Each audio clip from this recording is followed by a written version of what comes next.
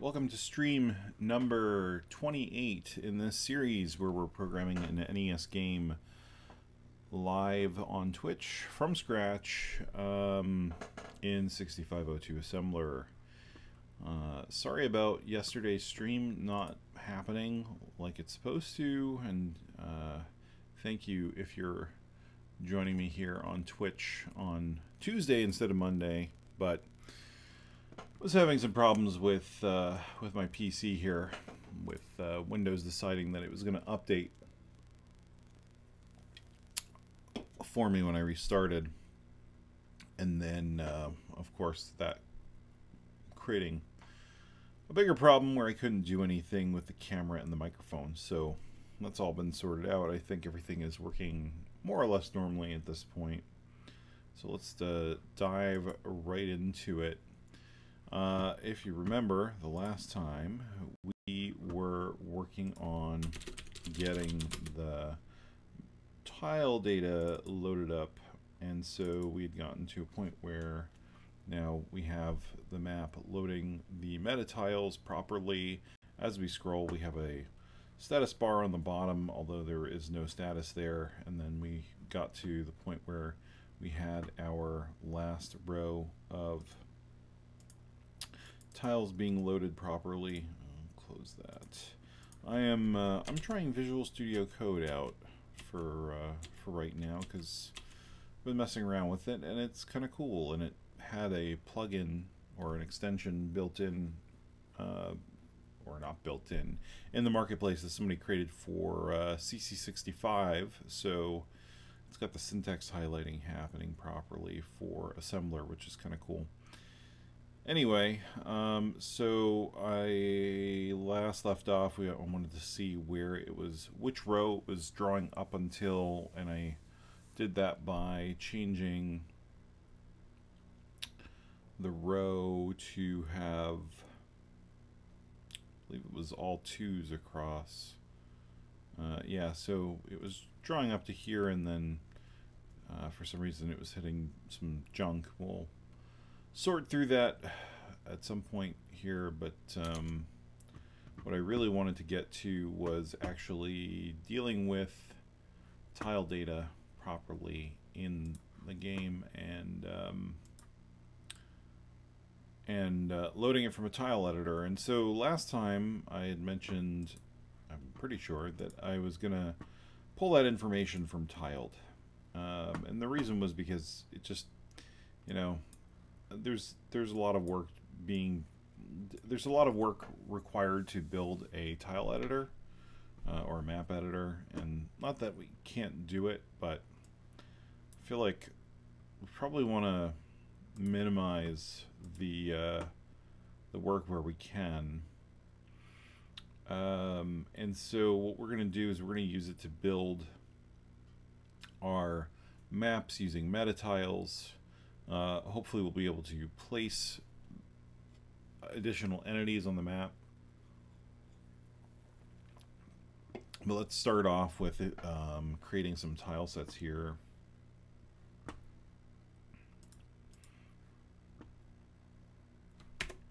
So,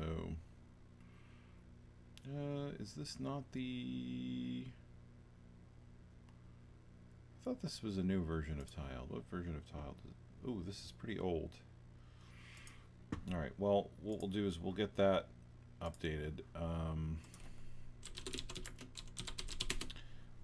This is gonna be a slightly different stream from some of the other ones we've had recently. Not right now.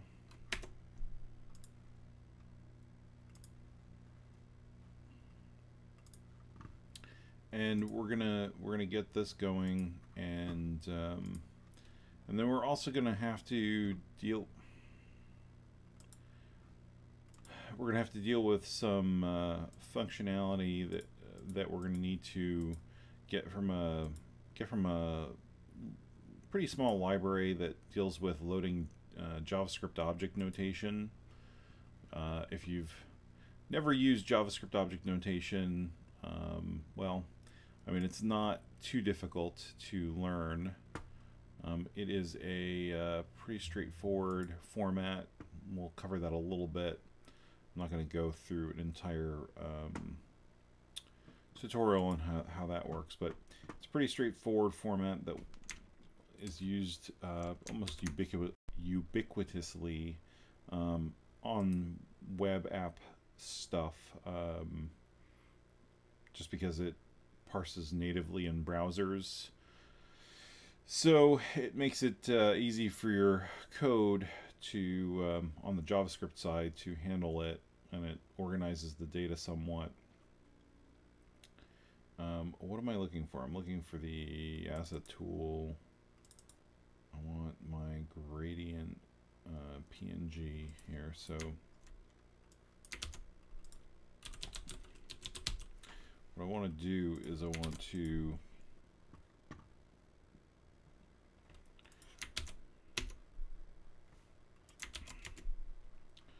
take the gradient and use that to create a pattern. And let's see, what is the transparent color? You know, I don't know what the transparent color is. Let's go to the asset tool and look at it in there.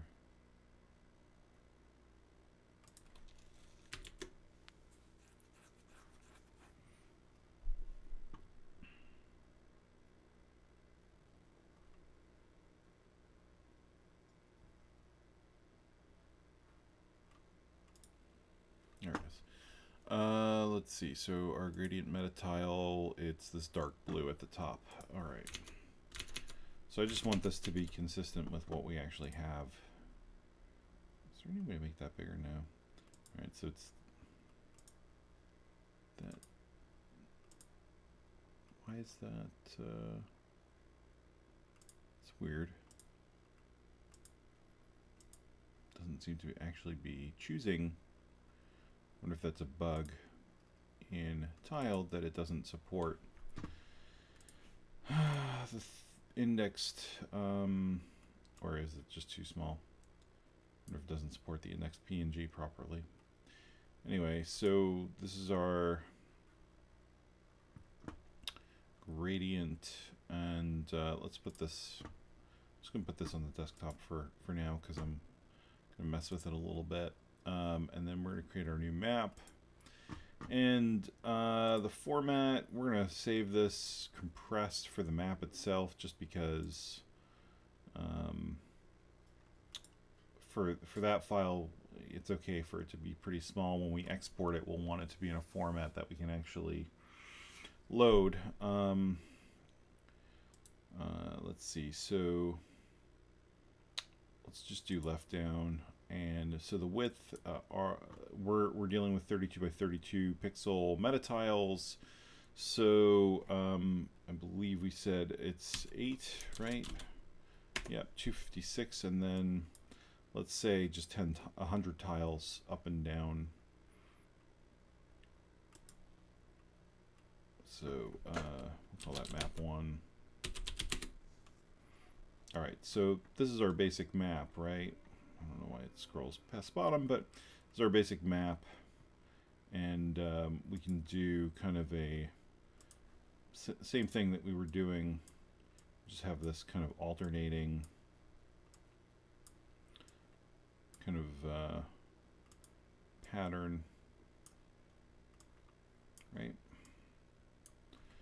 I don't know if it lets you do, I'm not an expert when it comes to Tiled, I'll be honest. I've used it a little bit. I know it's pretty powerful. So there you go, that's kind of cool. And I think we should be able to just select this and copy and paste what we need.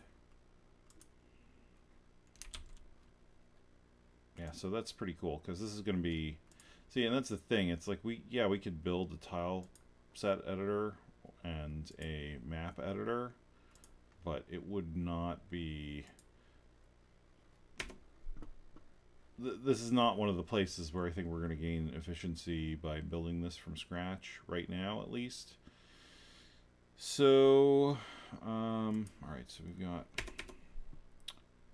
this, and we choose that, and then we'll just do a bar across, and that's our map. And so it's that alternating sort of triangle wave pattern almost, right? When we save that, we have this. And so now what I want to do is I want to export both of these out as JSON formatted data. And the reason, again, I was saying before was JSON is pretty simple. And I mean, I could write a parser for it if we end up needing to. I know there's one that's pretty lightweight. Obviously, we're not going to use that for the Nintendo. Let's see. Is it just in the root folder? In here, okay. So I want to export it as a JSON tile set.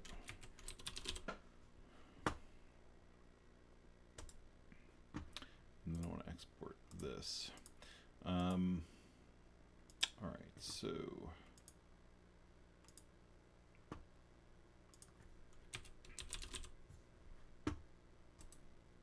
all right. So if you've never seen JSON before, again, it's pretty straightforward. So the only thing that really makes it ever, you know, reasonably complex is, you know, the format of the data itself. So in the case of tiled,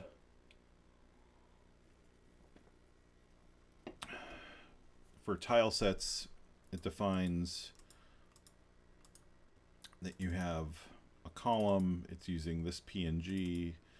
The image height and width is 32 by 32. The tile height and width is 32 by 32. The type is Tileset. Here's the name. Here's how many tiles there are.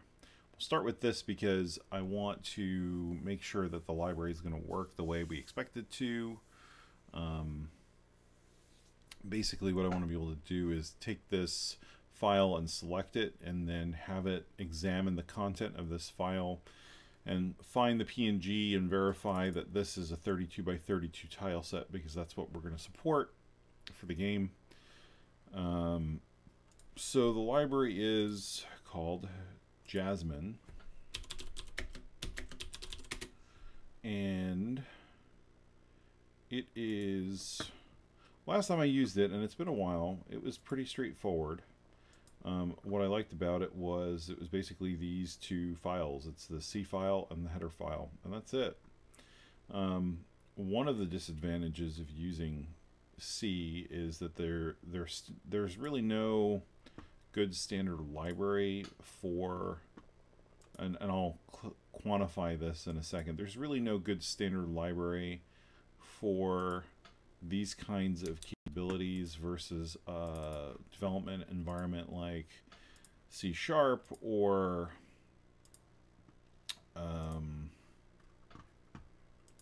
well, anything really. Most modern programming environments have these capabilities as libraries or as packages that you can install, and C does not. And you could argue that that's, you know, for a reason, I guess, but at the same point, it's not like these things aren't used. So on the one hand, while I appreciate that, you know, you can kind of get a library to do everything that you would ever want to do for C, you know, you get Boost or Poco or something like that. At the same time, it would be nice to have a library that kind of took care of all of this. That's part of, you know, a standard supported set of libraries. The other thing about this is that it's C and not C++, so it's going to work better with our code, since we're not really doing any object-oriented programming. So let's see. I got to remember how to use this, but I believe it's pretty straightforward. So let's do this. Let's find our filter where we're setting up what file types we are looking for.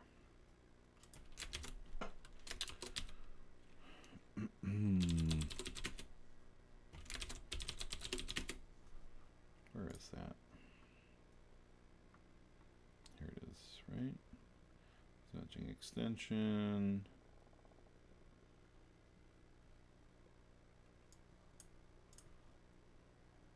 Here.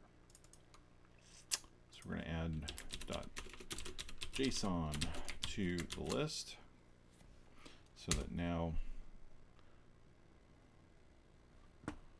that shows up, so that's good. All right, so now when a JSON file gets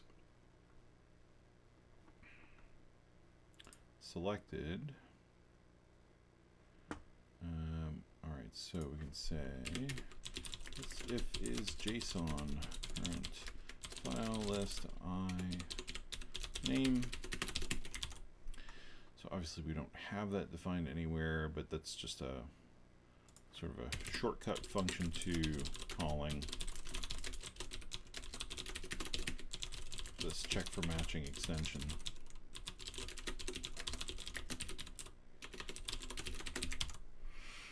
All right, so that's fine now. We need to include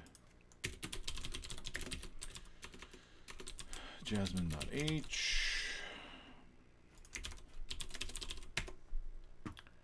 And let's see. So at this point,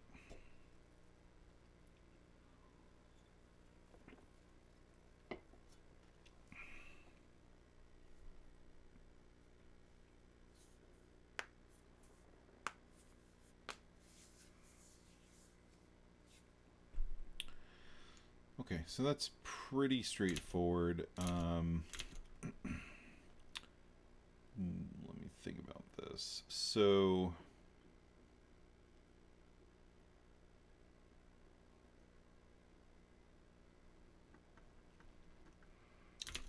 all right, so what we can do is, for now, I want to see if this is gonna work, honestly.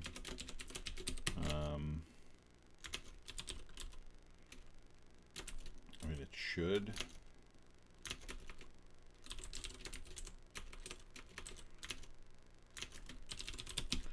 Let's just say max tokens.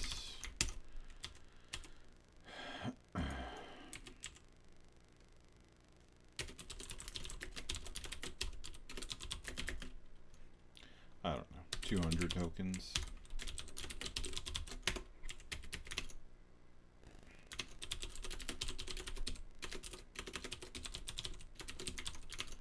And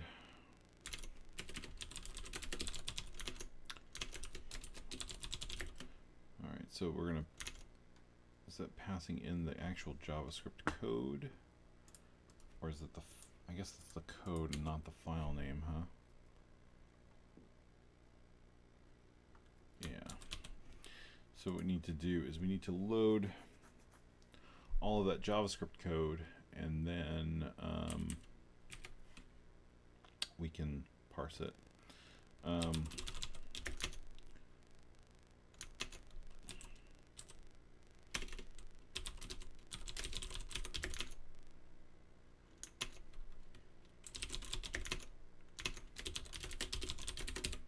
right, so we're gonna find these guys here. And then what I need to do is I need to actually get the content of those files. So let's see, so S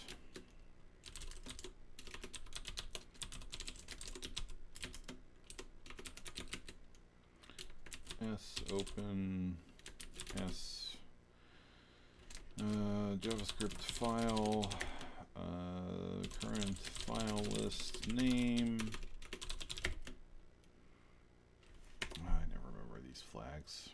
I feel like I say that every time I do this, but I really read only.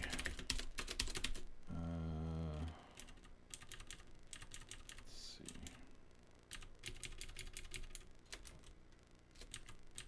Oh, text.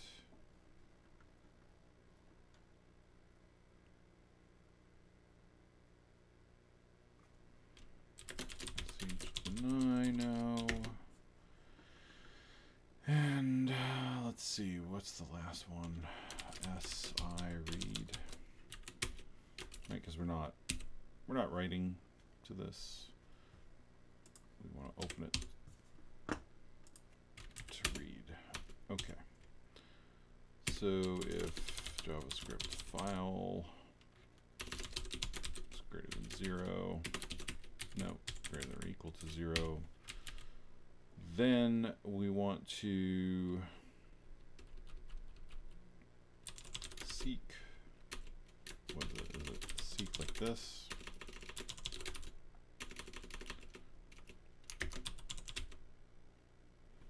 Seek JavaScript file offset 0 seek end.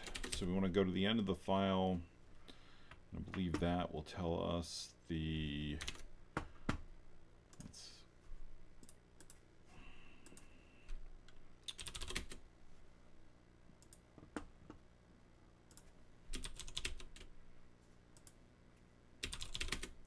pretty sure that tells us the current position, which is the number of bytes.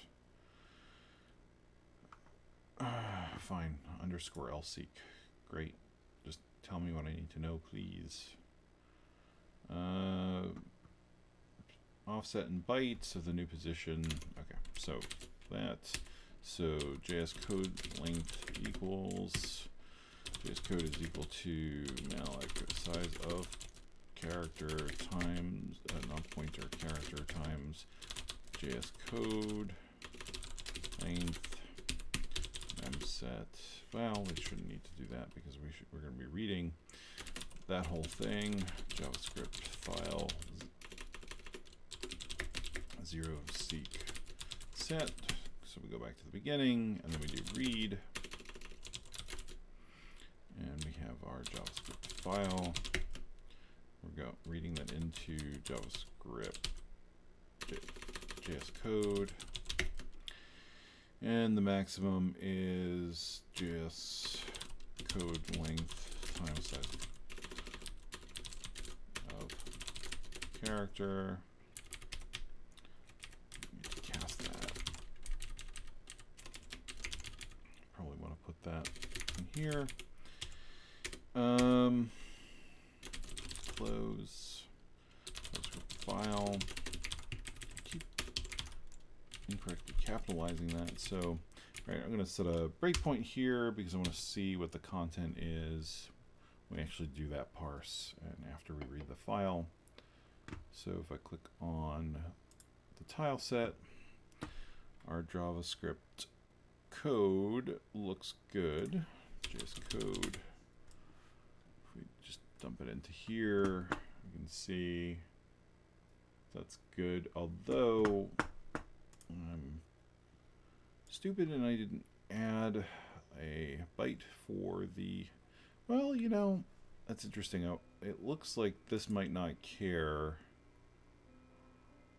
I was going to say I should have allocated an additional byte for the null terminator, but it looks like that looks like JSMN doesn't care because it's getting the code length as a parameter. Well, we'll know in a second if it crashes. That's probably what it was. Okay, cool. So that didn't crash. And if we take a look at tokens, tokens is undefined. Oh, it must have deallocated those because it is exiting here. So let's do this. What does it return if it fails? A non-negative return value is the number of tokens actually used by the parser. Passing null instead of the tokens array would not store parsing results, but instead the function will return the value of the tokens needed to parse the given string. Okay, so that's good to know. If something goes wrong, you'll get an error, which will be one of these.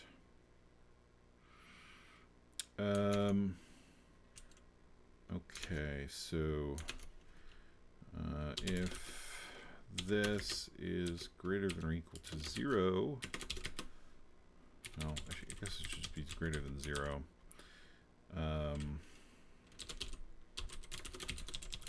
just want a breakpoint that I can set so that we can look at the content here.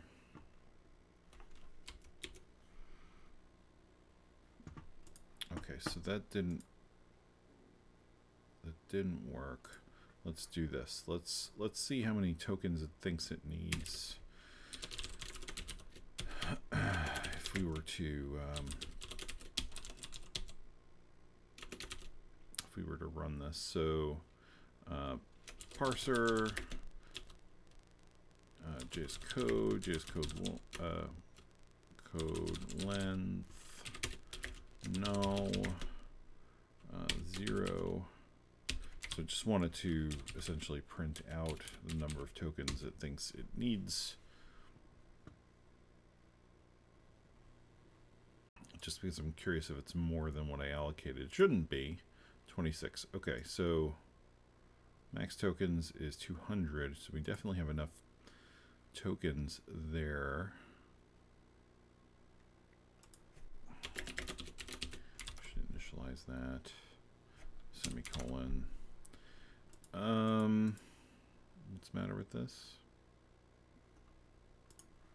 Is this because it's the way it's defined? I guess so. All right. Fine. So when I call it with this, it should return back 26.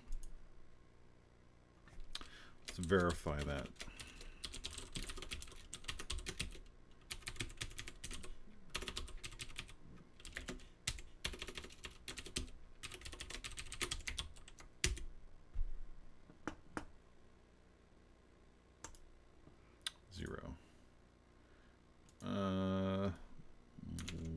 Okay, that's weird.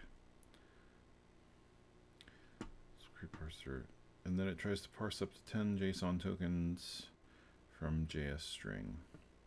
Non-negative. Is it just doing this because I already parsed it one time?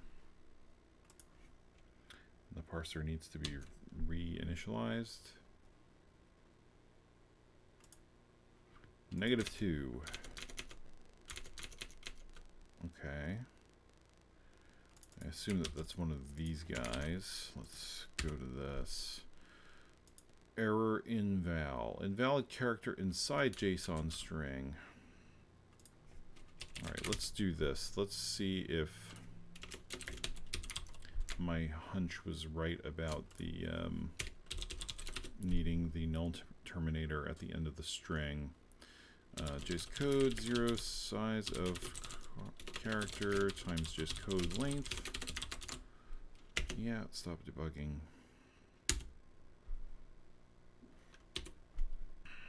Alright, so if I select that now, we still get -2.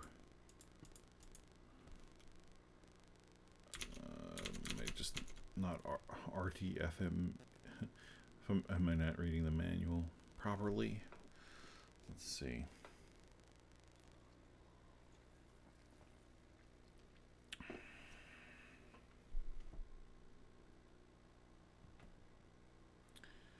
Let's take a look at the code again and see if there's anything obvious. So JS code.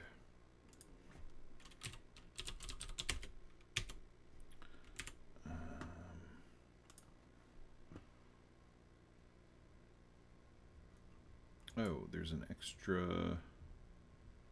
Is that extra? That is extra. Where is that coming from?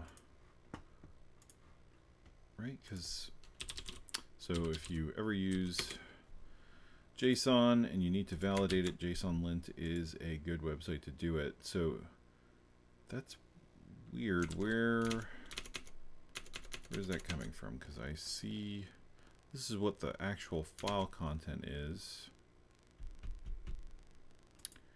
and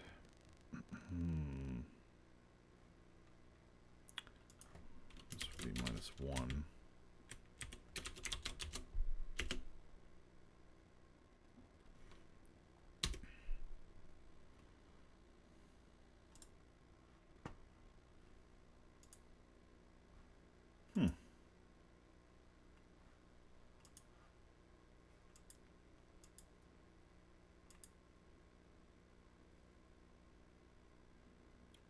That is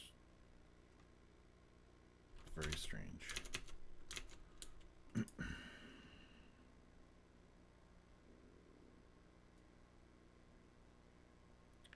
It's reading.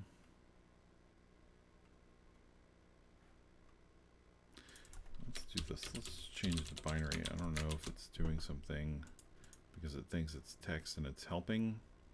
I don't want it to help. I just want it to read the content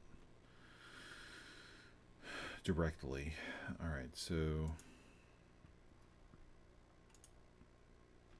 yeah, so for some reason that's strange. I wonder why it was doing that, but that fixed it. Okay. And so now when we parse it, we get 25 tokens. Okay, great. So let's close that.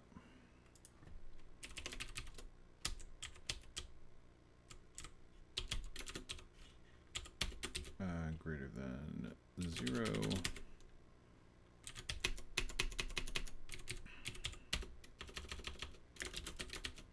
Okay. Get our breakpoint again.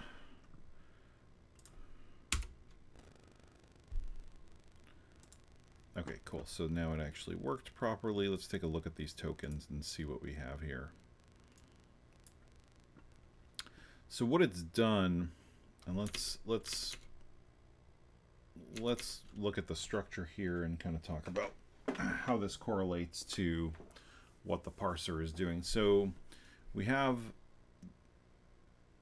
everything in these braces is essentially an object, right? So if you think about object-oriented programming, you're representing whatever it is, right? In this case, it's a tile set as a single object, and then within it, it has these properties, these fields, whatever you want to call them. You know, different programming languages call them different things, but whatever they are values that you can read, right? So there's, within it, we have, for example, columns and image, etc. We don't need to go through all of them.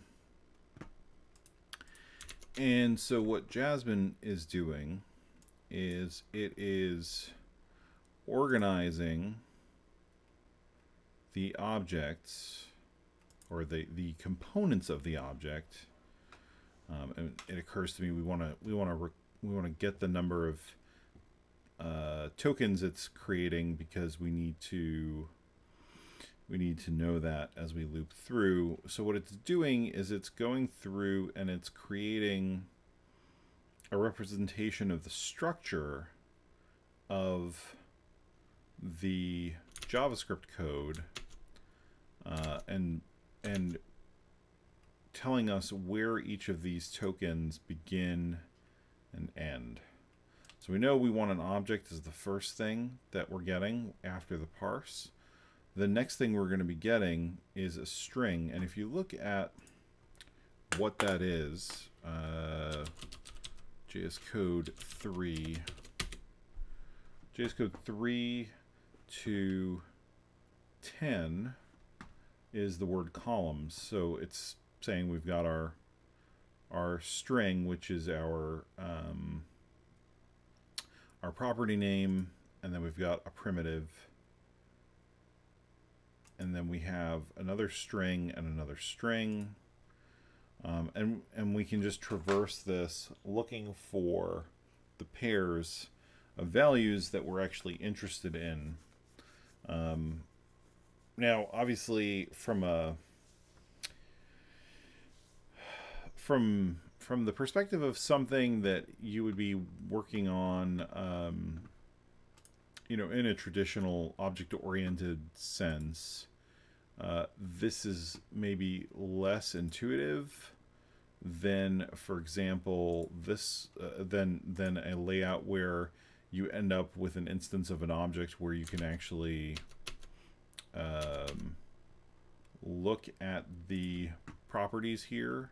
And that's what I was talking about before, right? So like in a web environment, like if I open up the console in Chrome here for a second.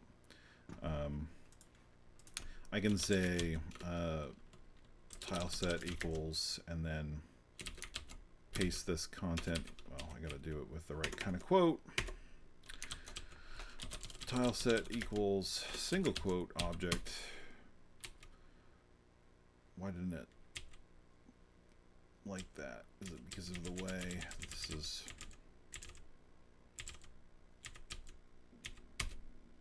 Yeah, so now I have a variable called tileset.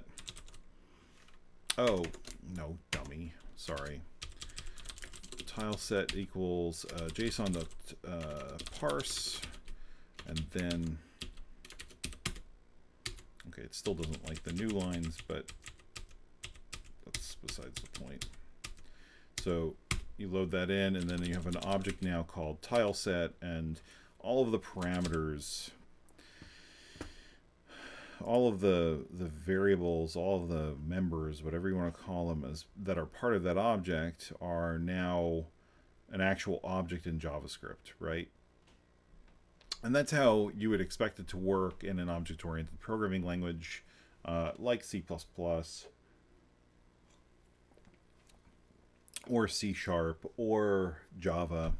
Now, the problem with doing this in a language like C++ is that it doesn't have the facility in it at runtime to easily support taking arbitrary objects that you can then do, you know, tileset dot tile height at runtime in your code.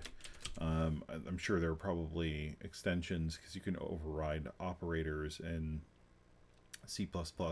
But languages like C#, for example, are a little bit more dynamic and can handle that, and obviously JavaScript can handle it too, because it's super dynamic, which leads to other problems when you're wondering why your code isn't working, and it's because you're trying to add an integer and a string and getting some bizarre result that you weren't expecting, because it just lets you do that. Anyway, so because C isn't object-oriented, it's kind of laying this out in a flat structure. Now, if we were to modify this, right, and add, because you can totally do this in JSON, you can say this is my sub object, right? And then you can say, all right, param1, hello, param2, 50. You can do that, assuming you include your comma. If you go to the, yeah, we can do, if we go to this, right, and parse this.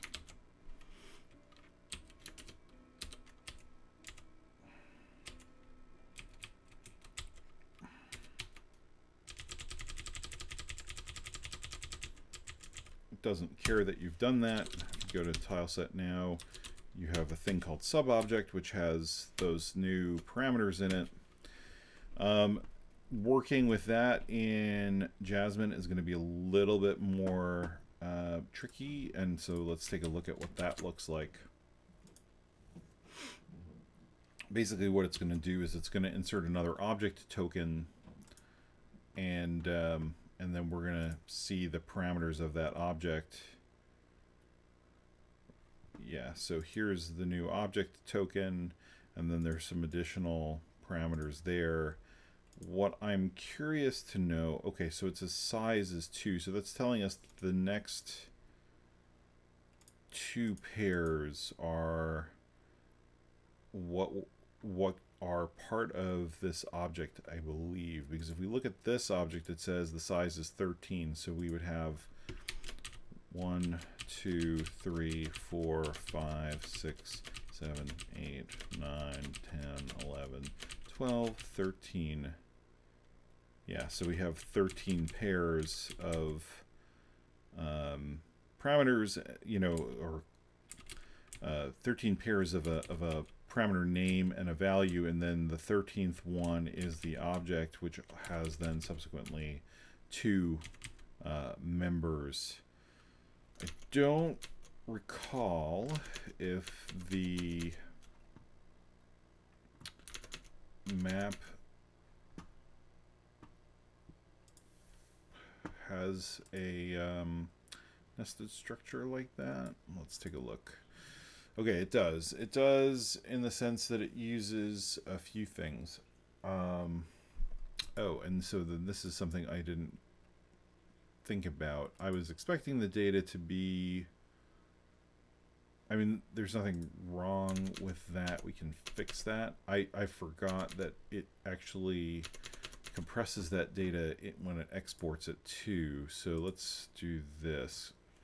Can't remember if there's a way to change the compression.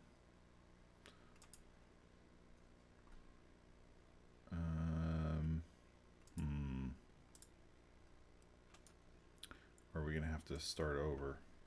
I feel like you should be able to change it.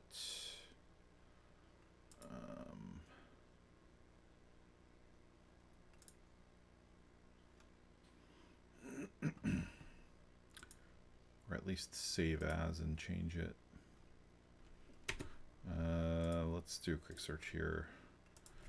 Tiled editor, switch compression, or change compression, let's say.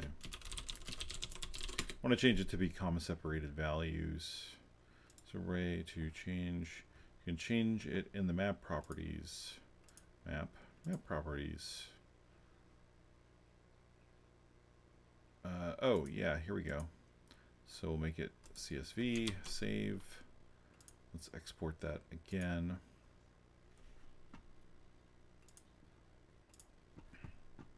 Okay, cool.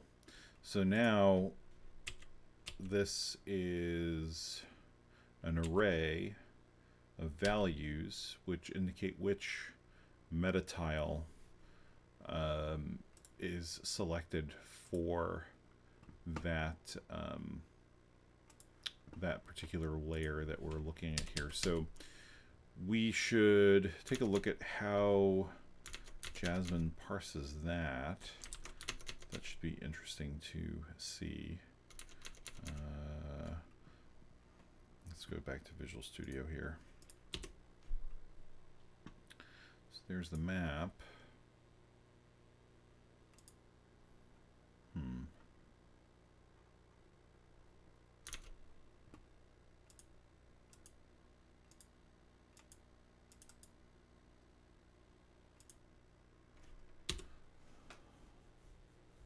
I wonder, oh, you know what? It may need more tokens. Let's do this. So we need to know how many tokens we need anyway.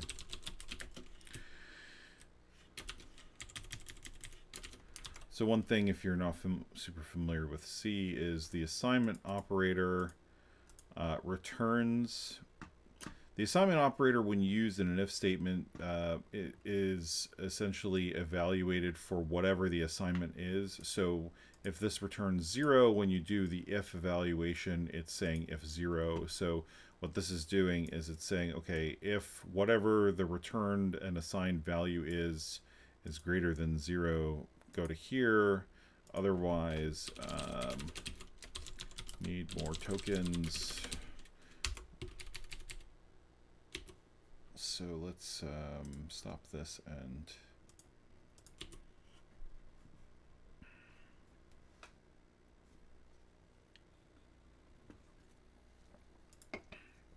so yeah, so we need more tokens, and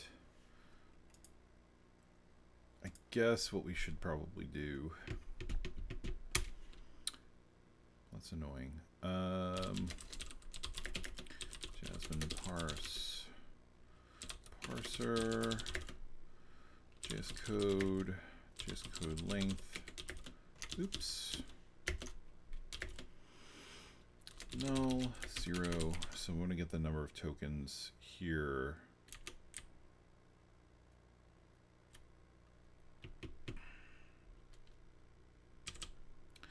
Alright, so let's do this. So let's do this here where we'll actually get the tokens So if num tokens greater than 0 and num tokens less than max tokens.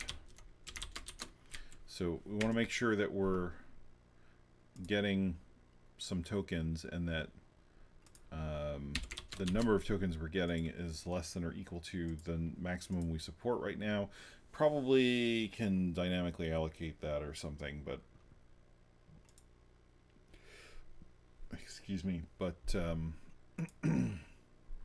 don't want to mess with that right now. So we do need to free that.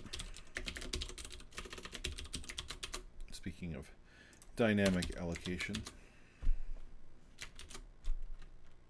All right, so here's our map.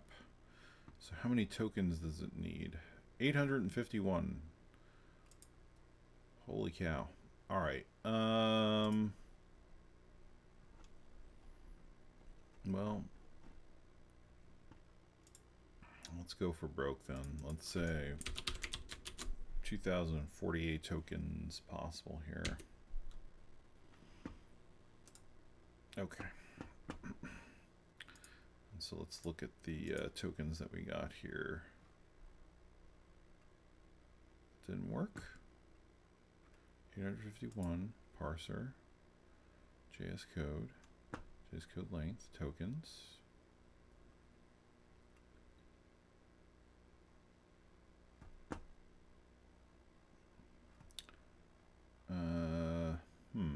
Do I have to?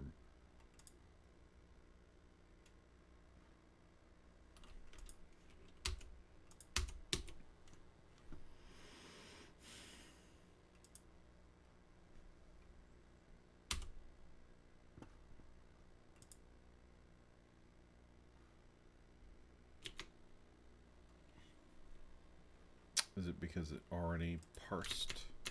That's what I thought, but let's see. If you get an error no mem, you can reallocate more tokens and call Jasmine parse once more. If you read JSON data from the stream, you can periodically call Jasmine parse and check if the return value is Jasmine error part.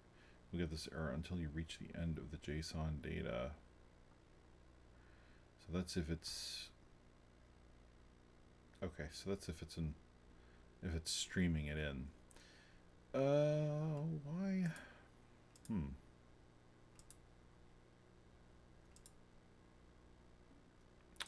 Why are we getting this problem now?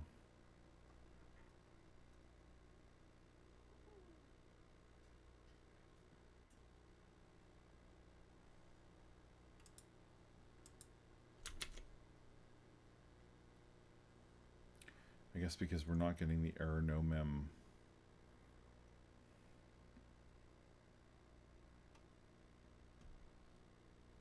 So I guess we would probably need to reinitialize the parser at that point. That's kind of weird. Let's see, is there any...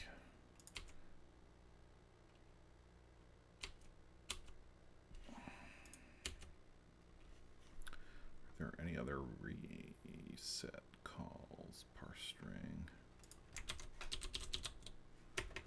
Oh, so it's not really, okay, that's fine. It's not an expensive call. It's just kind of resetting the struct properly. So we can do that.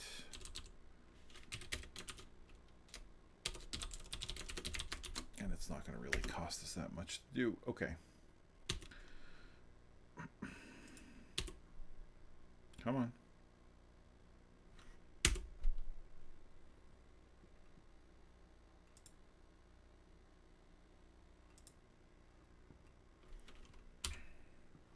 Okay, cool. So that parsed properly. Let's go to the map. And that also parsed properly. So we have our object, and the size is 13. And then, so yeah, so we got our first parameter, our second, or property. I keep saying parameter, but they're properties. Second property, third property. This property is an array.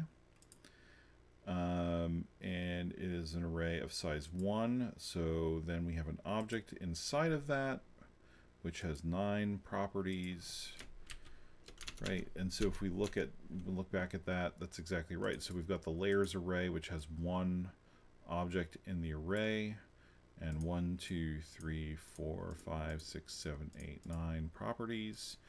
The first one being a string array, or sorry, an array of integers, and then you can see that's what this is, the 800 array, and then it's reading these 800 primitives.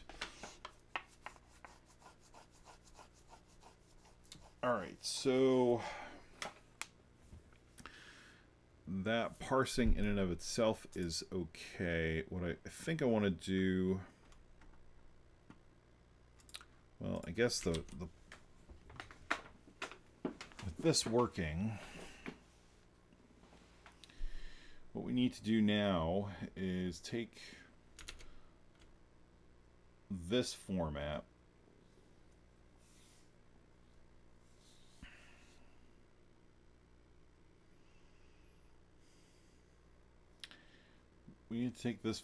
and turn it into this format, where we have the first screen, and then we have these additional rows that we're loading in.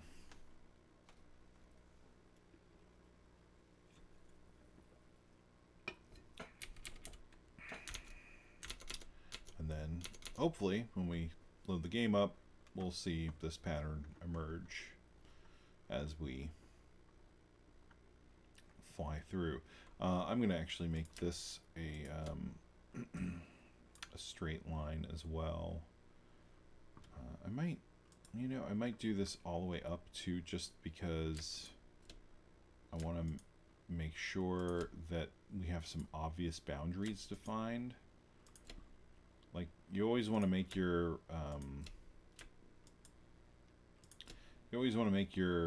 data that you're using for, especially at the beginning when you're converting or importing or whatever it is, you want to make the data something that is going to be easy to identify that it's working properly. So giving some clear boundaries will definitely help us. Let's re-export that. Yep. And if we go back to this, all right. So, I mean, it's messy, but we should be able to do this pretty easily. I think the main thing we're going to want to do is figure out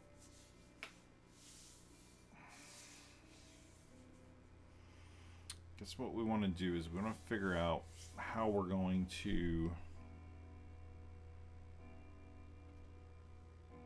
well, a couple of things, I guess. So the first is, when we click on this, should we be loading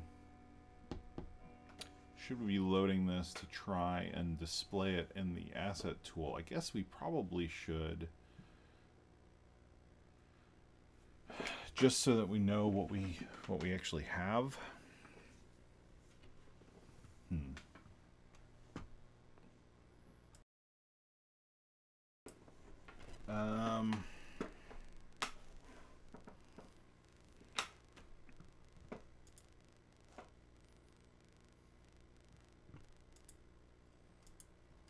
Well, I'll worry about that once we get the data loaded, I guess.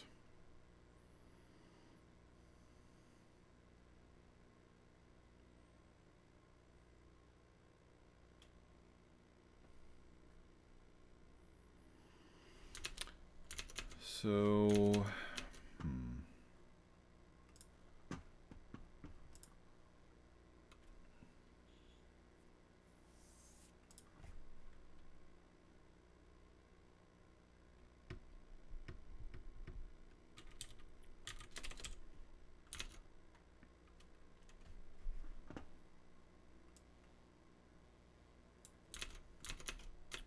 take a look at this. So I'm trying to my hesitation here is I'm trying to think of what is the best way to attack the data that we're getting back. I guess the first thing we want to do is identify if it's a map or a tile set, or anything we actually recognize at all.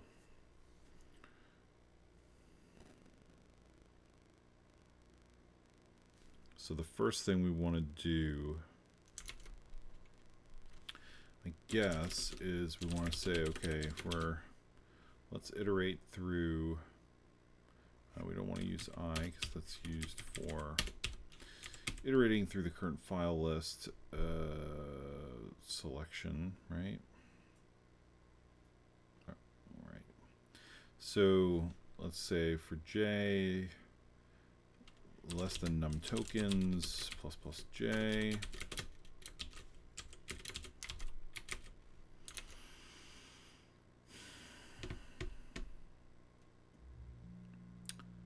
What I want to do is I want to just kind of traverse this in pairs and look for the property named type and see if we find one called map type, right? So, and the way we're going to have to do that is we're going to have to do that with these offsets that are in the tokens. So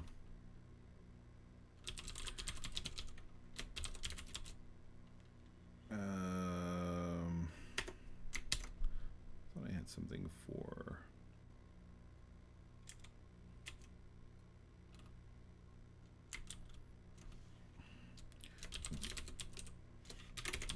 reuse max sprite file name, because it shouldn't be that big anyway. So that's that, and what we're going to do is we're going to do string n copy s.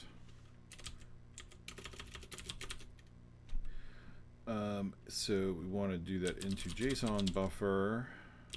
Size is max sprite file name. Our source is JS code. And we want to do that at the address with the offset of tokens, or wait, what did we call that? We called that,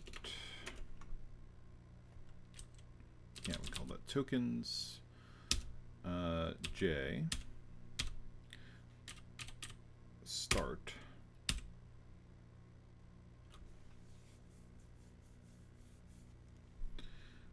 There's a little bit of code we're missing here, but that's fine. So we say that's the start, and then the size is tokens J and minus tokens J start. So that is going to copy the property name. Before we do anything there, I want to say, okay, token 0.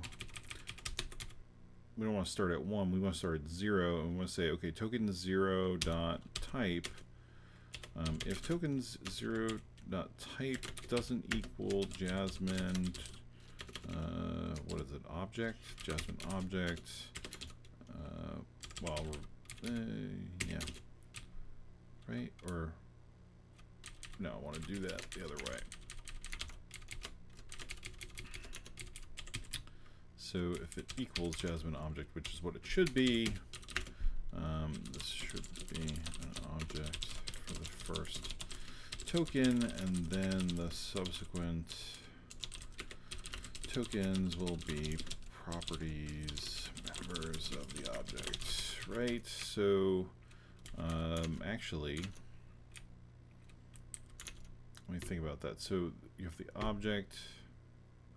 That's going to say that the start and end are here, the whole thing, and then the second, well, let's take a look, because I don't remember now that I'm thinking about it. I don't remember what the layout was. So for the, let's do the map.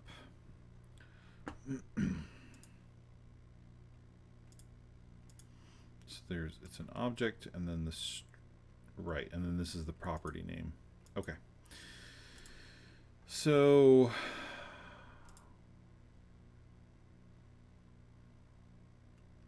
and then let's just make sure that this actually copies the name properly.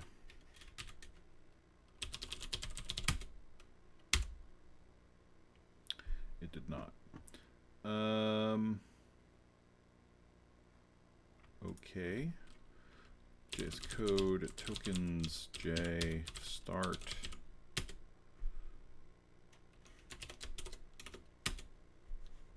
Its height, which is, that's right, so we want to be selecting that. So let's see, tokens J. So what's the problem?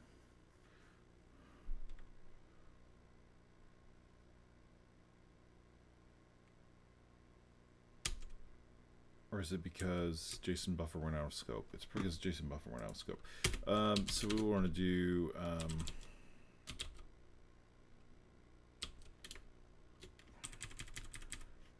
what is it? Underscore string compare.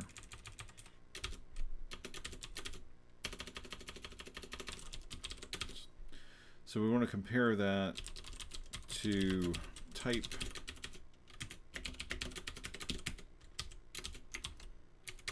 And then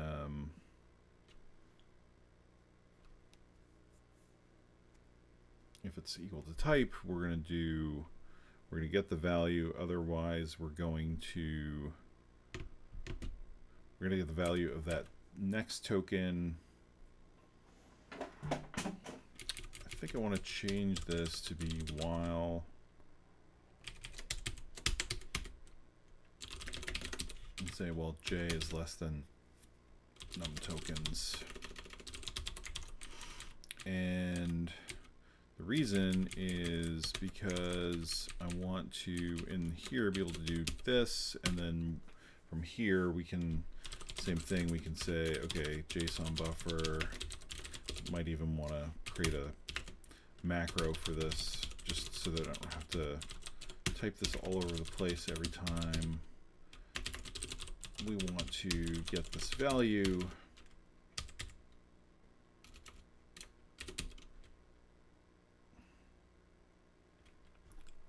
I don't know where that $sign came from. That should be an ampersand. Tokens, okay. And then let's just do a printf here so we can see. I mean, we're not going to actually look at that. I just want to. I just wanted to do that. What did I forget? Oh, start. There's a bracket missing there. Okay. So what I'm hoping to get done by the end of this stream is that we can understand the different type of object that we're loading. And then we can also, okay, so this is going to loop forever because I didn't add anything here as a default case. So I have to do that. What I'd like to be able to see this do is get us to a point where we can understand the content of the file in the code well enough to at least partially load it properly and get it prepared for the NES. So let's do this. So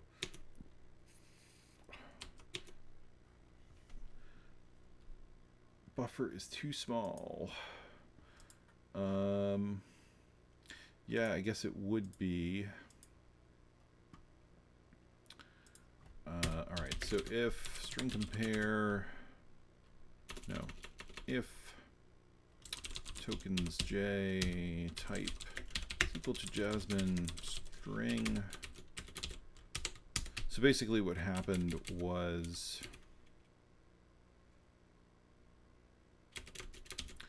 we ran into a problem. We ran into a problem because we were probably trying to load this array, which is definitely bigger than the 256 bytes that we have available. I don't necessarily care because we don't need to do that yet. What I want to do is traverse these properties and find the one that is actually for the type. So what we would do is we would say, okay, so we're saying, look at this, is this type? No. Look at this, is this type? No. Look at that, is that type? No. And I guess we want to skip to the next token. So we still do want to do that. If the type isn't JSMN string, and I guess we probably want to skip there too, although it shouldn't probably do that. Oh, well, it might, because now we have this array of objects. So we have the string, we have the array, we have the object. All right, so that does make sense, because we just want to kind of traverse over these things since we don't care about them right now. First, we want to establish what the heck this thing is.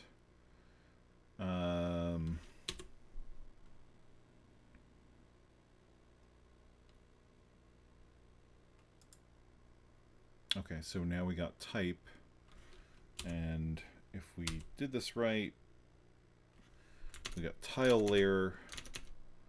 So we could even short circuit the logic, because I mean, I don't think we're going to be looking at anything else that's a map that has tile layer, that isn't a map that has tile layers in it. I mean, tile layers are not part of the tile set. So that could be something that we could use to just say, yep, if we see tile layer or map, then we know it's a map. I guess we could use even this infinity or infinite thing.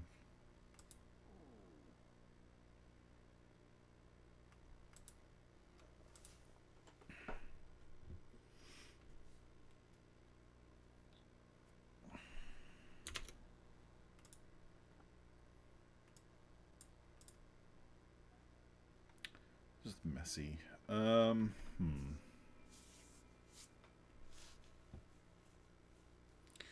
Maybe what I need to do is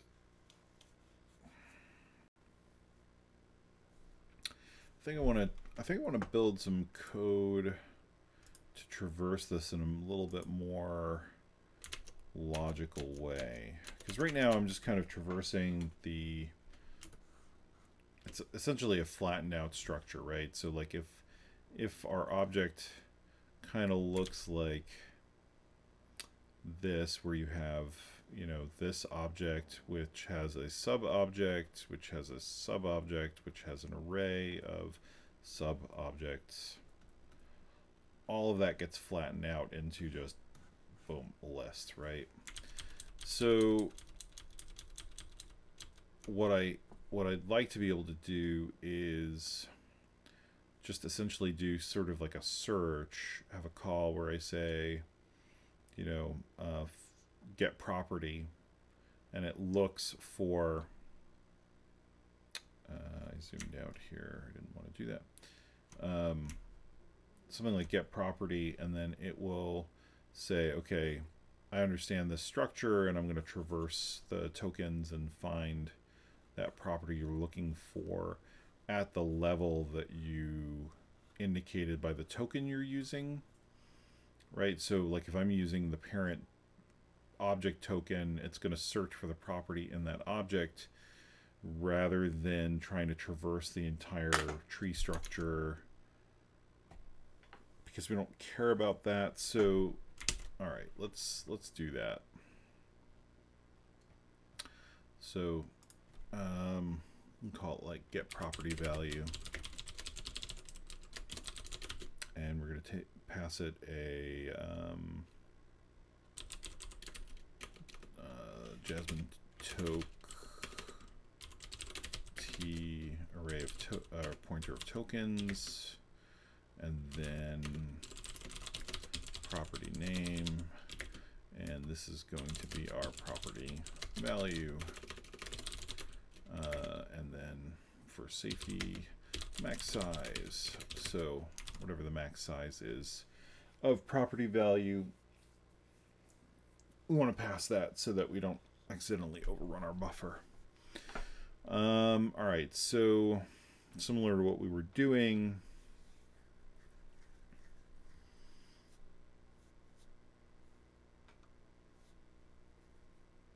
I think we want to assume, or well, we don't want to assume it, but we want to check to make sure that the first element is an object.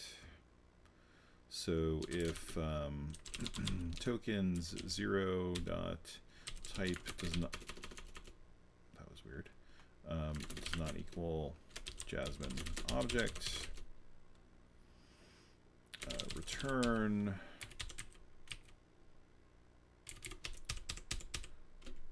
we want some sort of return value.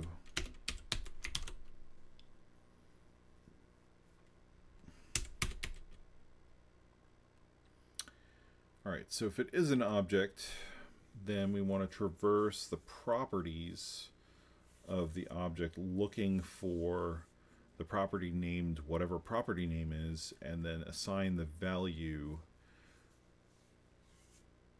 as a string to property value. So and while I is less than, I guess we need to know what the max tokens is here so that we don't overrun that buffer either. While I is less than max tokens,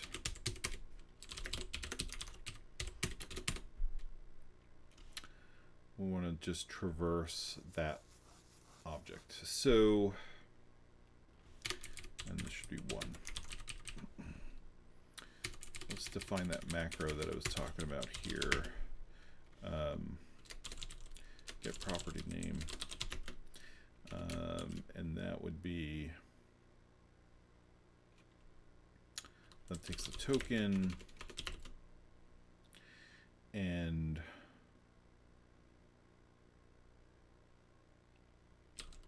property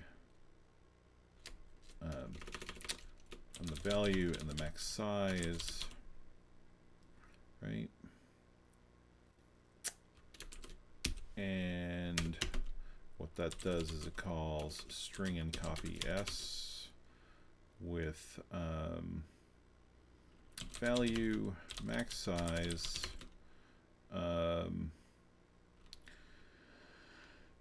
the source is, oh right, so the source, we need to pass that too, don't we? JSON code. That's just a pointer, so it's not that big a deal. We'll call it code. I'm going to say code token start, and that's the address of that, and then the max count of that is token dot end minus token dot start, right? So that's our macro. Hopefully I've defined it properly. So get property name, and so the code,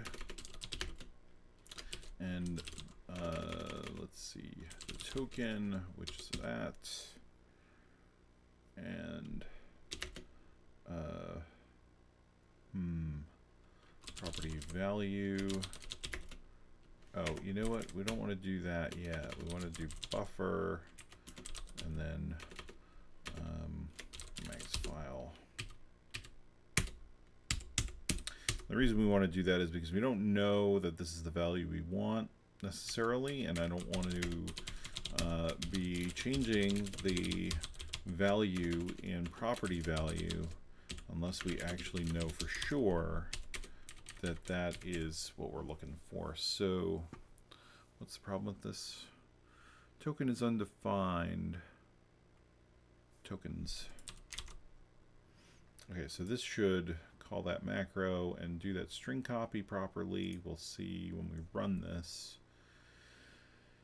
That'll put it into the buffer, and then string compare buffer property name equals 0. Then we want to just copy the value over and return. So at that point, I'm going to do, actually, we're going to rename this get token value. It's probably a more appropriate name. So get token value. Let's increment I.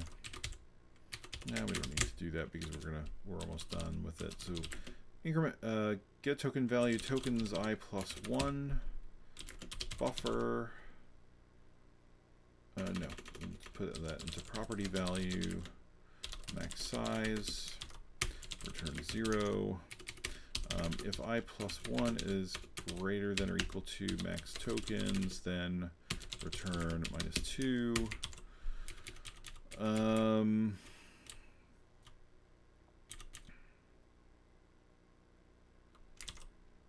So basically we want to check that we have enough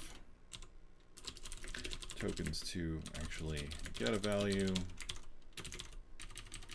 So we want to make sure we don't want to exceed that. So we get our token value in return. Otherwise,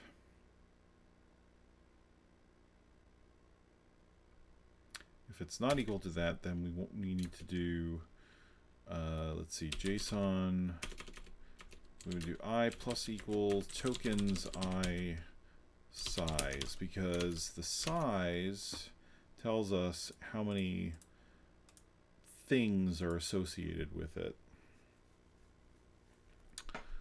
The other thing we need to do is we need to check if this is a string.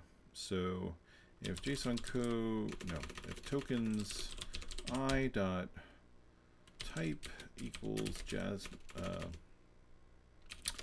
Jasmine string, right?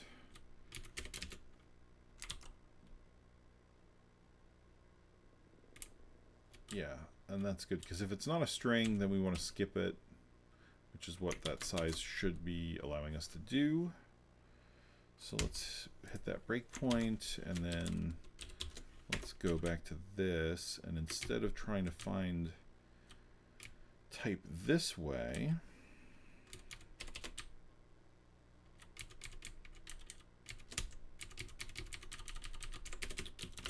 what is this thing?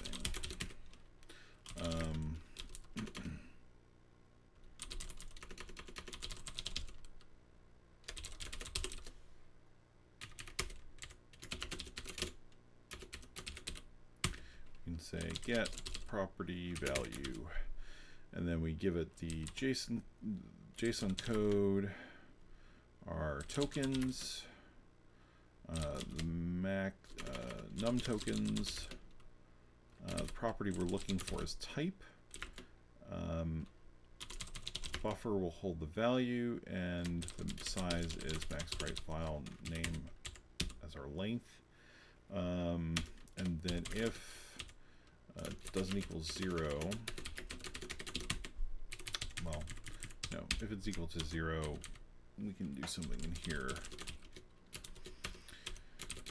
Again, I don't actually intend on printing anything. I just want to hit the breakpoint there if this actually does the right thing. So where's the map? All right.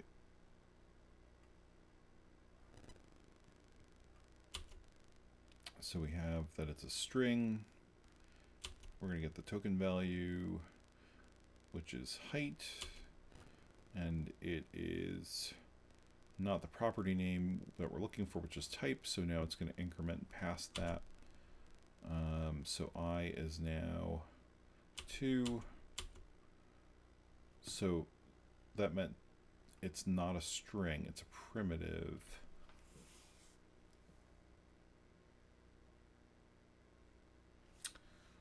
So I wonder, let me take a look at this. I think we're, let's see, so the size is 13.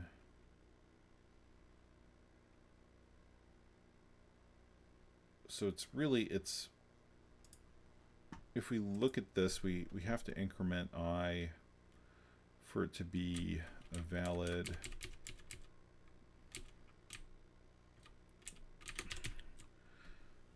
It's really size plus 1 is what I'm saying, because basically it's the element we're looking at plus,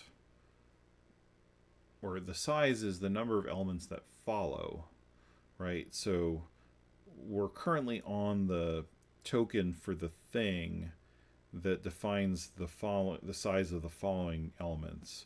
So we need to skip that one plus however many else. Once we've determined that either it's not the value, not the property we're looking for, or it's not a property at all. So, all right. That was for height. We know that that's not what we're looking for. So now the next one is infinite. That sounds right. Yep. So then that won't be what we're looking for. And then the next one, and this is where it's going to get interesting. The next one is going to be layers, and that's not what we're looking for either. So now the size of that is, really? It's just 1?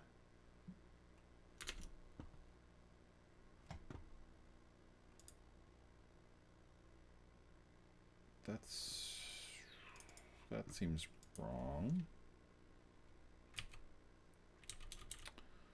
So let's see.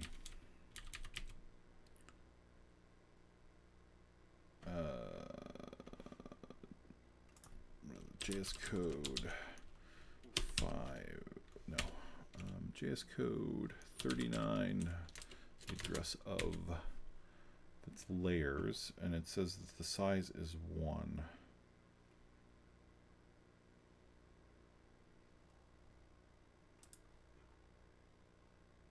And then the array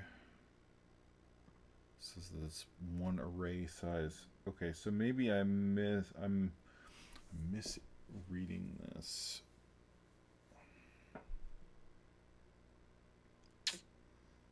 Because it is technically an array of size 1, but I want to skip it. And in order to skip it,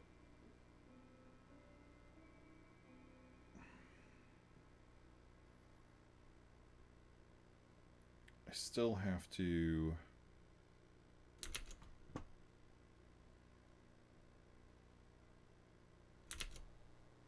so this is a little bit different than what I was expecting it to be. Let's see.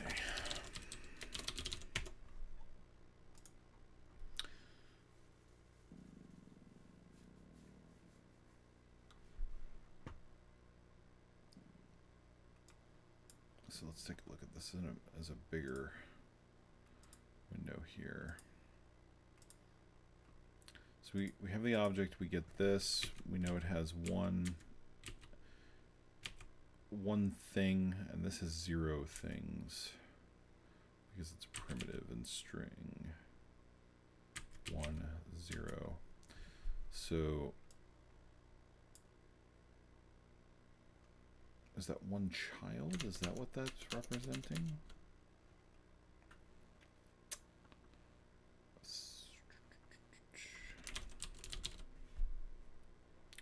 Number of children.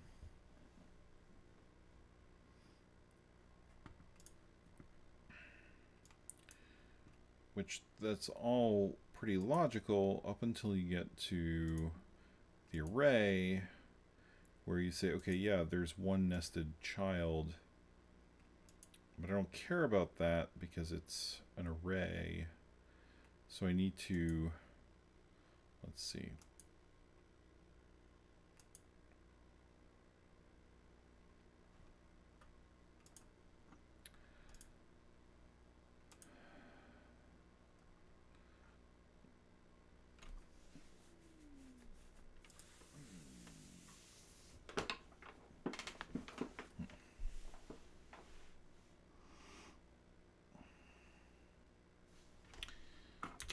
So the way that it's organizing this is, and it's fine, is it's saying, okay, I have an object, and then I have a nested child of the object, right? Let's see. The object has 13 nested children.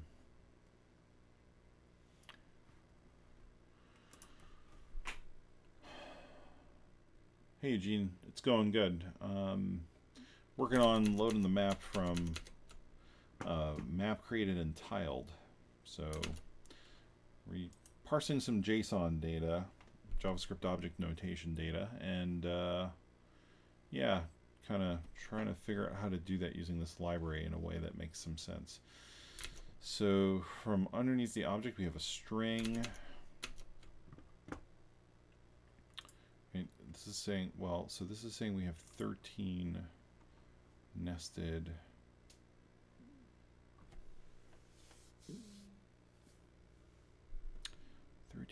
objects.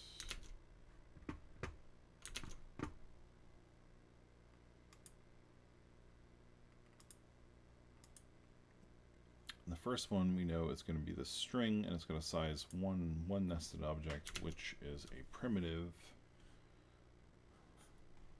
which has no nested objects, right? And then we have yet another string with yet another primitive, right?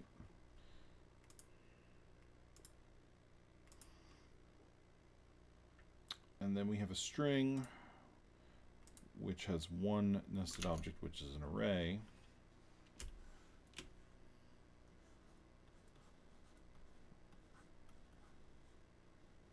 And that array has one nested object, which is what? It's an object, right? And that object has 9 nested things. Just,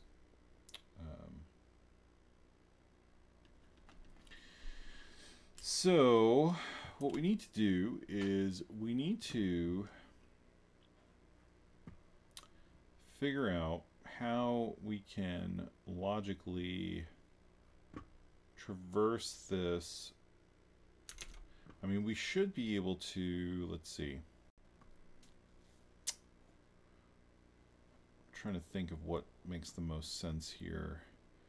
When we get that the, I mean, these are very easy. When we get to the array, this is where we get to the problem. So we say, okay, this is some string that identifies a property. It's a value we don't care about. So now we have to essentially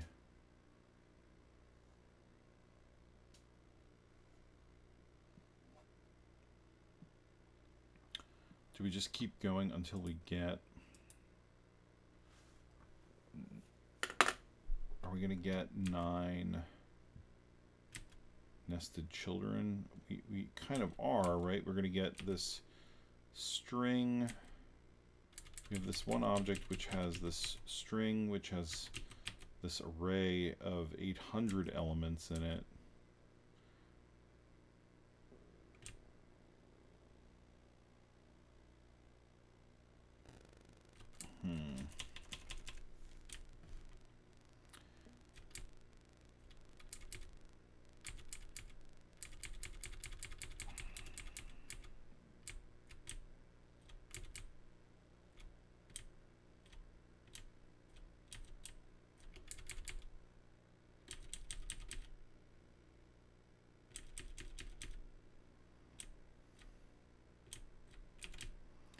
So I think what we need to do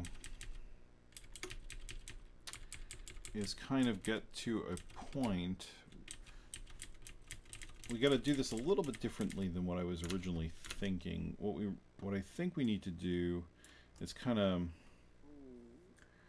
we both have to count up and count down. And what I mean by that is we're counting up because we're iterating through these tokens that are the JavaScript object properties or arrays or sub-objects or whatever they are.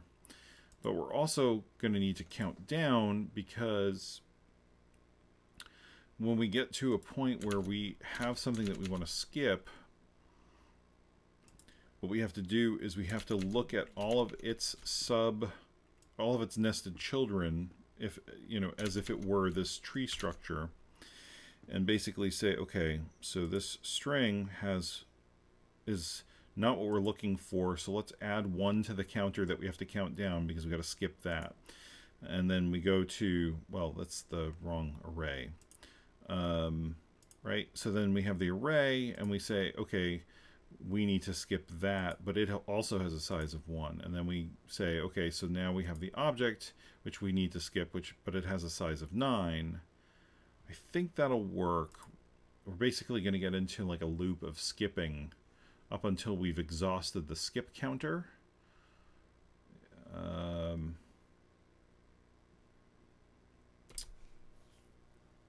And that works. Let's see, does that work for the basic string? It should. So we have a string, it's got 1. It's not what we were looking for, so we need to skip the 1, or set the skip counter to 1. We take the next token, it has a size of 0, so there are no nested children, so then we decrement. Yeah, I think that'll work. So, all right. This is a little bit trickier than I thought it was going to be.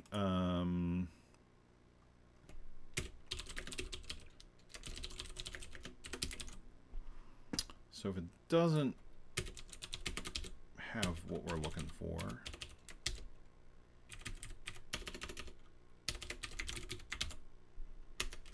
we want to while skip counter is greater than equal to greater than 0, I think. We'll find out as we go through this, but let's see. So skip counter plus equals tokens I dot size. So that gives us, in the case of a string that isn't the property we're looking for, we'd get 1 added to that. And then we want to increment, well, we want to do that in here. So we want to increment I. Come on, I. And then we want to decrement skip counter.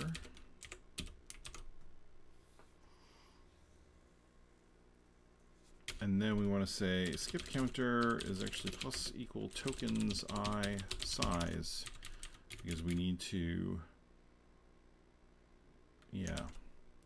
So I think that'll work for at least the most basic case of those strings. Let's see if it works for that nested object and array. So let's go back to map 1.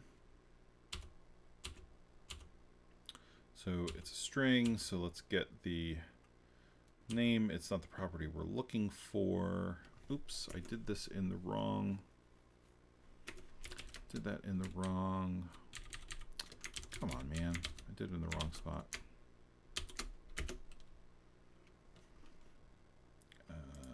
So let's do that. All right. So it's height, which isn't the property name. So size is 1, skip counter is 0.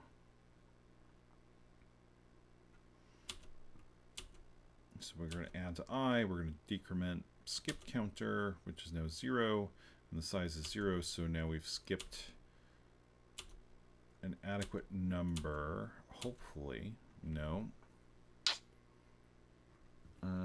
Why is that? Tokens I.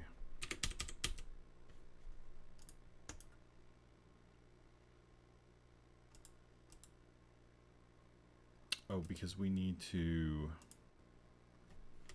boo. We need to pre-increment I here and then do it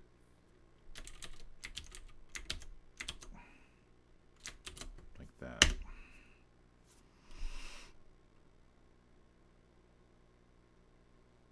And then the other other thing we need to do is we need to, if it's not a string, then increment I here as well. Not all strings, sure. So if we don't find the value we're looking for, we can return what? -2, -3? I don't know. We'll iron that out later. All right. So map 1.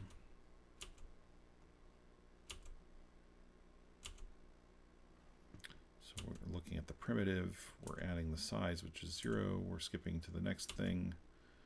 Skip counter is 0. Break out of that. We have a string, compare. So that was infinite. Size is 1. So we add that to the skip counter. Go to the next element, the nested element. We add that we add its size to the skip counter. We increment to the next thing, and yeah, that's so far so good. So now we are looking at, this is the layers, which if we go back to the JavaScript, layers is an array with a single object in it.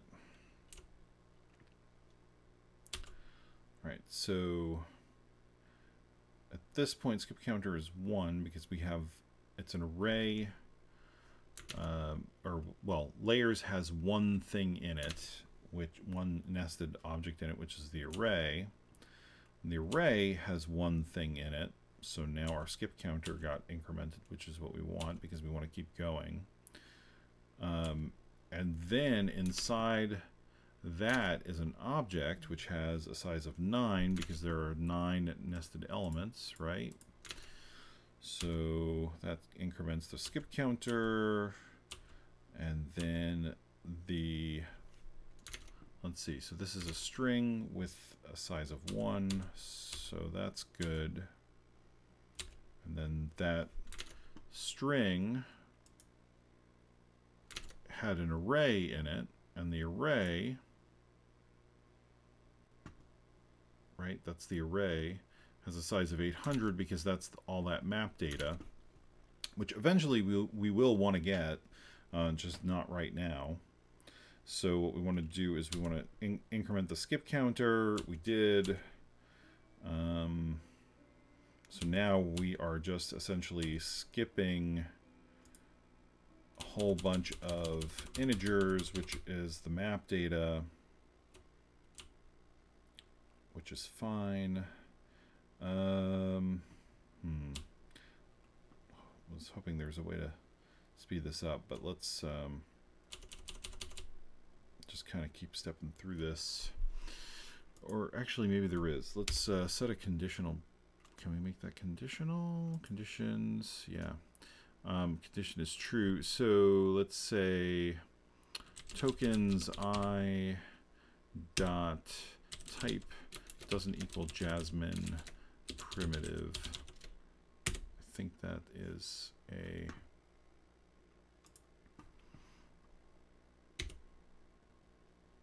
okay, cool. So we got to a string. The skip counter is back to 9, which means hopefully that the next, let's see, so yeah, and that makes sense, right? Because we added these 800 elements of the array, and now that we've skipped them all, we're back down to the original properties of the object that is a that's within this array. So we have a string, and that had a string in it. Wait, no, that had should have a primitive in it. Yep. So now we're gonna get another string, and that should have a string in it.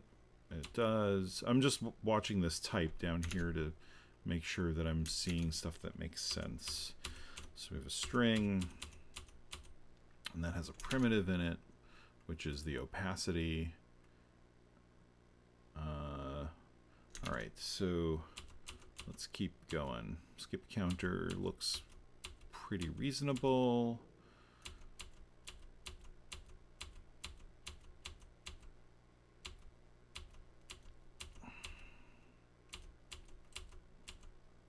And basically at this point I'm waiting for the skip counter to hit 0 and we should be back out and at next object ID.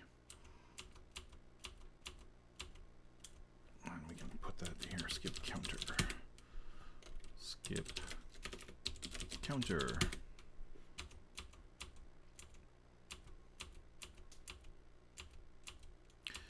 And you can see for every string element where it's the name of the property, we're adding one more to skip counter, but then when it has no children, because we're looking at a primitive like an integer, then the skip counter gets decremented. All right, and so we're now done. And this is a string, and it is next object ID. Awesome. So that actually worked. That's pretty exciting. And that's not the value that we're looking for, so skip counter is going to get set. Yep. So now let's see, what's this one? This one is orientation, which is the next one. All right, so let's just keep iterating through here.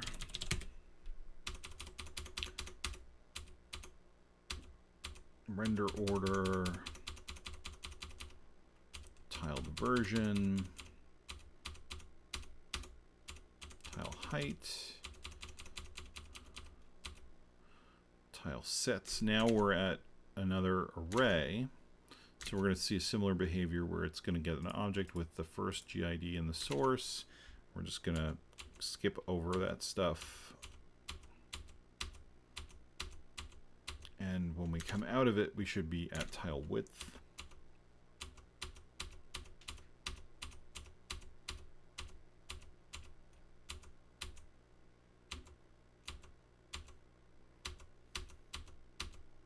And we are. Awesome. Okay, so that means that we are at type now finally, which means we've got a match. We have enough tokens still. We're getting close, but that's okay. And the value is map. We return 0, and we got it, and that worked. Okay. Holy cow. All right, that was a little bit more involved than I thought it would be, but we figured it out. So now we can say if we hit this, we get the value and it's tile set. And if we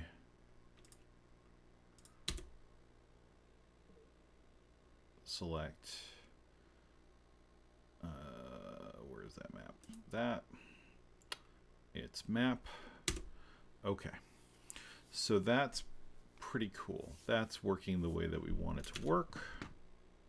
Because now we can select any arbitrary property from an object and get back the value. So if I wanted the height, or if infinite is set, or the orientation, any of these properties of the high-level object, we can, we can get that. What we can't get now is the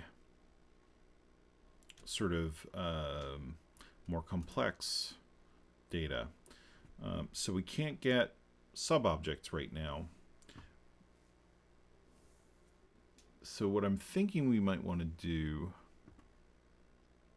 I think I want to do this. I think I want to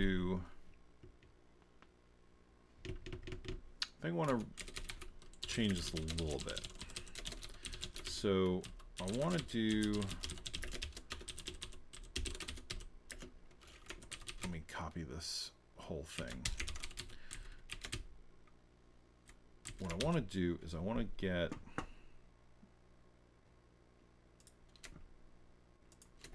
let's see. So if it's an object that I'm looking for or something else, if I just want to get a property regardless of type, then what I would need to do is I would need to get back a token, right? And then this is more get property value as string. And I want to move this here.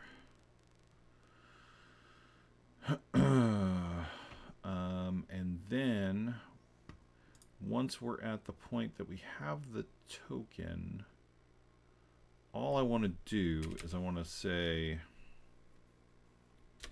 token is equal to tokens I, like that. And then, right, so no, like that. So basically what I want to do is I want to set the value of the token, which should just be, yeah, so there are no pointers or anything like that. So basically, oh, you can turn on the parent links. I don't know if I need that or not.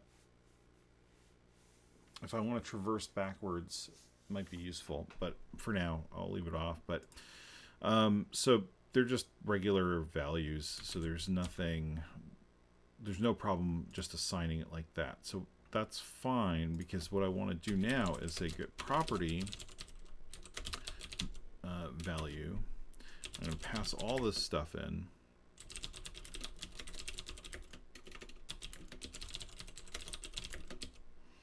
And I'm going to pass a token.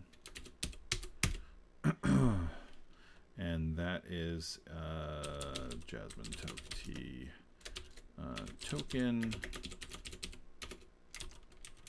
Yeah, it doesn't like when I do that. I don't know why. All right. Past that, it's going to assign that. So if this is equal to 0, then we know we have a valid value or valid property. And we say get token value, and we're going to use JSON code, token, property value, max size. So what I've essentially done is I've kind of made this a more high-level approach that'll work with any type of property value. This one is specifically for strings. I want to, do I care if this is an object? I guess I don't care if it's an object. Well, I do. Yeah, I do. Okay, I'm going to leave that for now. So let's see. So I want to change this to as string. And then we're going to call this again to make sure as string must return a value. Well, fine. RC equals 0. We'll do the same thing as I was saying before. We'll just assign it and check the assignment, and then either way we're returning the return code, so that we just pass that to the caller. And this should work still in a similar way. Oops, what happened?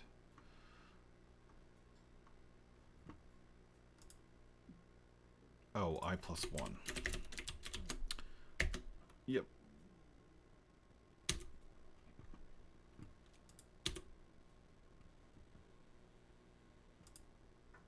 And, okay, cool. Now, the trickier part is if I want to get, let's say I want to retrieve, I want to retrieve the layers.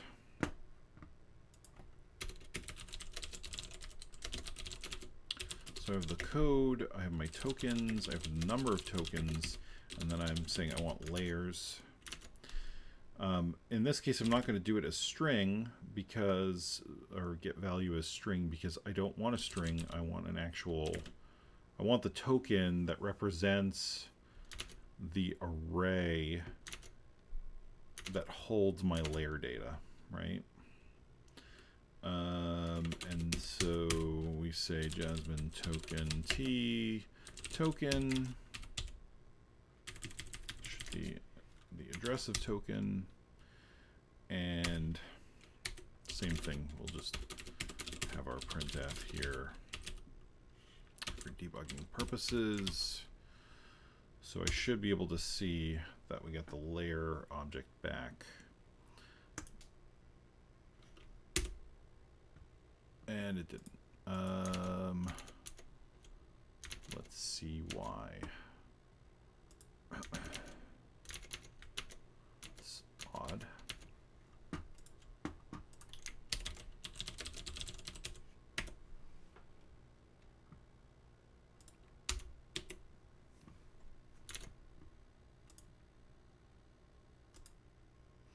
So this is a string. It's looking for height.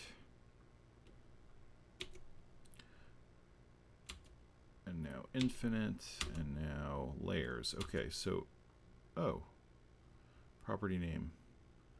Oh, that's for, yeah, okay, that's fine. That's for,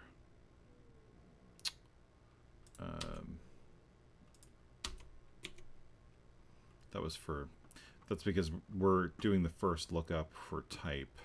So what I want to do is now look at what we get here. So property name is layers. We have our height,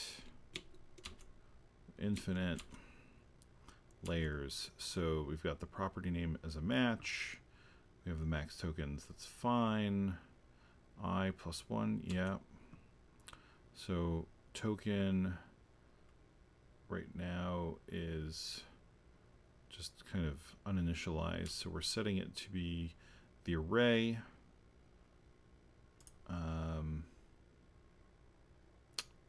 And let's see. That's fine. Yeah, that's right, because layers is an array. So why? Oh, because it equals 0. I'm fading fast here. All right, so let's just run this again now. Map 1. Cool. All right, so it came in, and our token is the array. And so now at this point, well, so that's an interesting thing. So the token is useful in that we have now the array object, but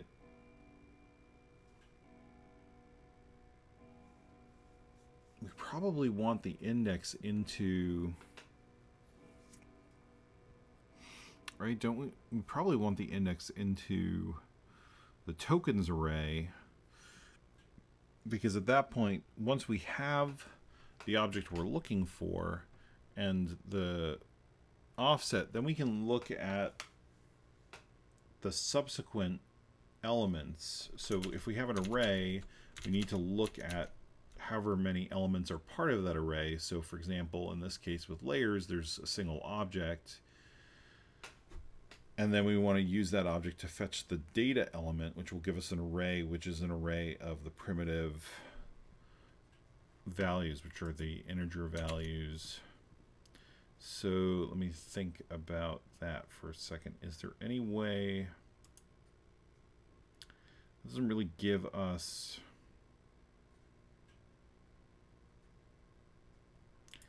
Yeah, so, okay, so we do need that.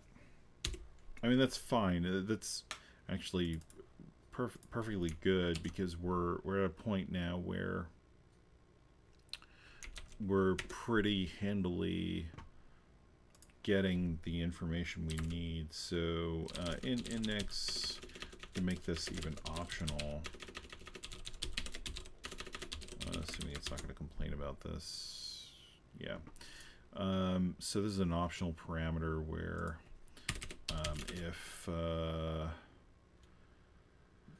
if index index is equal to I plus 1. Might as well just add increment I so we're not constantly doing this.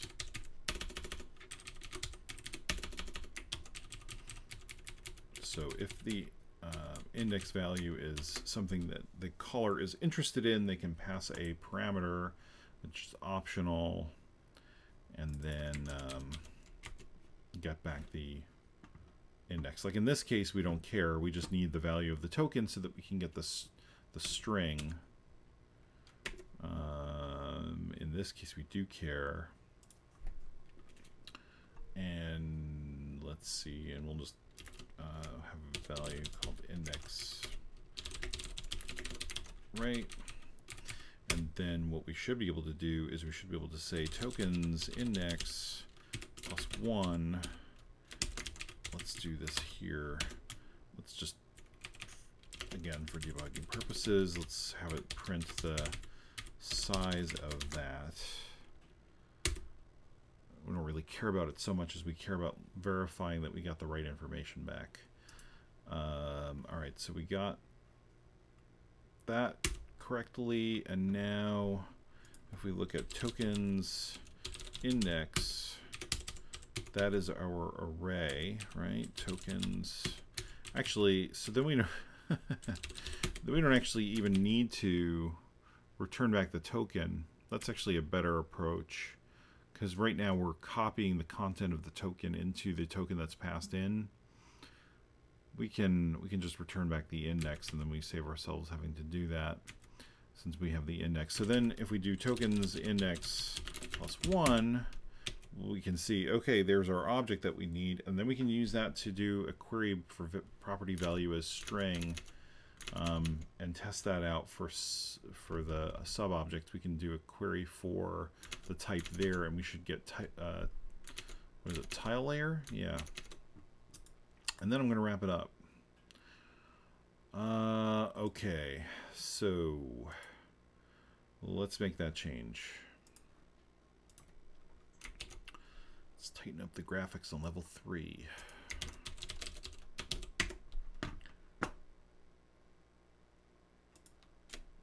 So what I'm going to do is I'm going to make this non-optional now. And you just use the index instead of the token, because that's smarter. So let's call that index, and then we say index. Actually, that's not smart. That's much better. And then we just do tokens index. Plus, no, that's fine. That's the actual value. So that should be that. Too many arguments in function call. Right. We just need that, and then that goes away. Cool. And then once we have that, we can do if get property value as string, JS code. So we want tokens index. This gets a little messy. Let's pretend that that's okay. And that's type. I'll explain that comment in a second here. All right, so what I was saying is, okay, so we want to start at tokens sub the element at index, at the index value in tokens. So we're passing the address of that as if it were the entire tokens list. The problem with that is that the number of tokens has now diminished. I mean, I guess we could say num tokens minus index, because we're offsetting it. You know, obviously I want to make sure that we don't overrun the buffer of tokens. That should be okay. It might be off by 1. I don't know. But now when we run this one, we should be getting tile layer as the value. So let's see how that goes.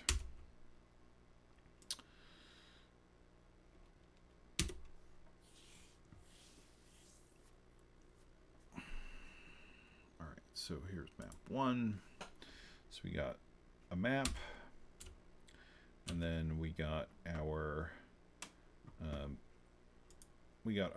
array, which has an object. Oh, darn it. Let me make index 1 larger. The reason, and it's funny because I thought about that and then I said, no, I don't need to change it. But the call is correct in the sense that we're getting the element, we're getting the value we're looking for, right? So we're getting the array, which is the value of layers, right? This is the value of that property. But what we want to make the call on for get property value as string is we want to make the call on this. So we have to increment the index by 1 because we know that there should be an object in there. And we should probably add some code to validate that. Well, actually the call to get property value has that already, so we don't necessarily need to per se, but we could if we wanted to be extra careful. All right, so now, assuming that we didn't screw this up somehow, that says tile layer. Awesome. All right, so nice. So we're in a situation now where we can pretty handily traverse this structure, and the map structure is definitely more complex than the tileset structure. And what that's going to give us the ability to do is a couple of things. One is we can start making some additional calls. So not only get property value as string, we can do get property value as integer. We can do a get call that returns the entirety of this array as an array of integers, which will give us our map, and then from there we can actually generate our assembly code so that when we go into the game and run it, hopefully we will get a level that, like this one, loads tile data as you scroll. As we get this working, I know we're going to have to figure out why it stops prematurely at that bar of gradient tiles. It shouldn't be. So something is looping early, and we'll have to figure that out. But the key thing is getting the data in a format so that we can even get some of it loaded, and then we'll worry about why it's not loading it, or it's not scrolling through it properly. And then one of the other things that we are currently doing, I believe, in the loading of the meta tile row, is we are assuming level 1. And that's because we are not actually storing the current level anywhere in memory. But that's easy enough to fix. It's just right now we didn't do it because we didn't do it, right? And it wasn't important right now. So cool. So we're at a point where we're going to be able to load the map data and actually write it out as binary data that we can then load into the game come Thursday, which should be pretty exciting, because then we can start like really building these levels with meta tiles. I guess I have to figure out what I'm going to do about real graphics so that we're not just constantly using these placeholders. And then we also need to figure out what we're going to do regarding loading the palettes, because loading the palettes is something we haven't handled. And I chose this size specifically because it should be making that process easier than if we were using smaller meta tile size. But we'll see. I don't know. I mean, like with all of this, I am kind of making up as I go, so it should be interesting. So yeah, that's it for tonight, and hopefully this was pretty interesting. I thought we made some good progress. We didn't get to the point where we're actually loading data into the game yet, but that's because dealing with the JSON data was a little bit more complicated than I expected, just because of the way that the structure is set up in memory. But that is all for now. I will, as always, be posting the recording of this on YouTube. If you have any questions, you can find me on Twitter at Clervis. You can also comment on the video on YouTube. You can also find me on the Nintendo Age Discord. And yeah, thanks for watching, and I'll see you on Thursday.